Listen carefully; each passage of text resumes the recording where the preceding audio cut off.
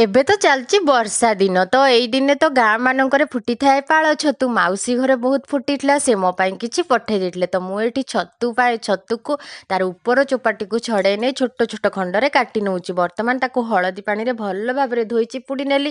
କରେଇରେ ଅଳ୍ପ ସୋରିଷ ତେଲ ସହିତ ପଞ୍ଚ ଫୁଟଣ କିଛି କଞ୍ଚା ଲଙ୍କା ଦେଇ ଛତୁକୁ ପକେଇ ଅଳ୍ପ ହଳଦୀ ଦେଇ ଭାଜିବି।